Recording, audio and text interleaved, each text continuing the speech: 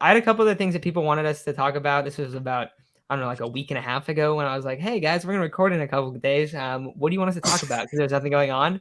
And everyone's like pitching depth. And then there was a couple questions like, hey, is Luis Campusano actually going to be our catcher, or are we going to trade for, I think it was the Reds catcher, Tyler Stevenson, I want to say, got rumored to the Padres. And just like the idea of like, are we going to add another catcher, or are we going to rock with Campy? They've actually maybe rock with Campy. You guys think they're going to do it, or you think they're going to last minute go, never mind. Sorry. You have to rock with him, man. You can't keep letting your top catching prospects go because you're not giving them opportunities.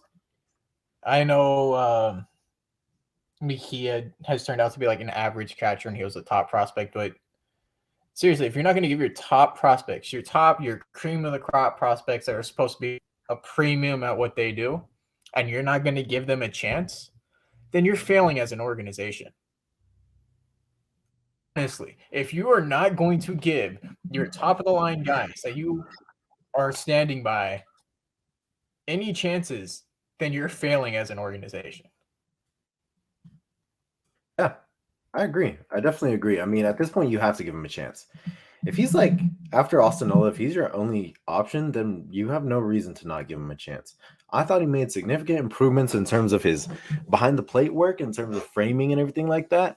I thought he made improvements in that aspect. And honestly, I like his at-bats, man. I can't be the only one that likes his at-bats. I think he hits missiles. I think he hits the crap out of the ball when he is able to make contact. I think that with more opportunities, you will see him grow. The problem with the Padres lately, and this is kind of acknowledged, is that they do not give their prospects much time. And I mean, whether that comes back to bite them or not, who knows? But a few times, a couple times it's come back to bite them.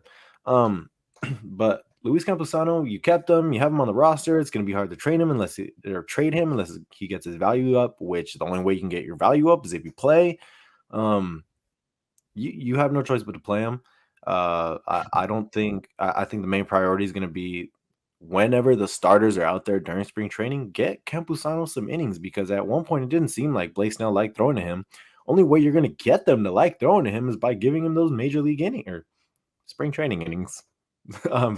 So yeah, innings man. Are innings. Innings are innings, exactly. Yeah, exactly. You don't need to give anything up for Campy. Austin Nola is not that good of a hitter, nor is he going to throw anyone out, especially with his throw-out rate, whatever you want to call it, whatever it's called in the stat book, it's going to be so low because of the distances being shortened between the bases. Bro, it could be like 20%.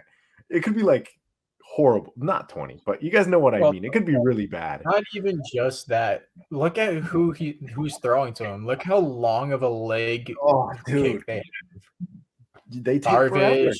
No, even Musgrove doesn't do like the little slide step or like a shortened leg kick. He still has a decent one, and that all affects catchers. They take forever, and so if you're not going to be providing the value at the plate the way, personally, I don't think Austin Nola provides much value at the plate. He doesn't hit for much power. He does not hit better than Luis Campusano, and I firmly believe that. If he's not going to provide that value behind the plate, Luis Campusano deserves much more of a chance. I'm with that. I mean, we just have seen it so much that like you said, like they didn't give Mejia a chance. I feel like this is like such a similar situation. It's just a few years removed, and now there's more pressure on this team. But with the Padres sucked, and they didn't really give Mejia a chance even. Like, and they were not good. They were not a good team at all when he had his opportunity. Turns out he's not that good of a player. So like, all right, but still, like it didn't really work out. But Campy's a better player, I feel like. I think Campy's a lot better.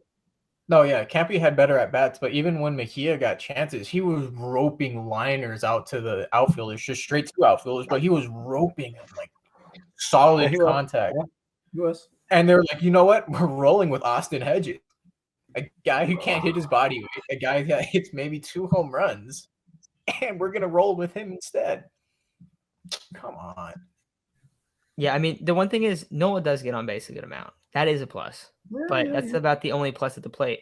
I'm concerned about him throwing guys out. I don't think people realize, like, dude, it's going to be a lot easier to steal. It's gonna be a lot easier.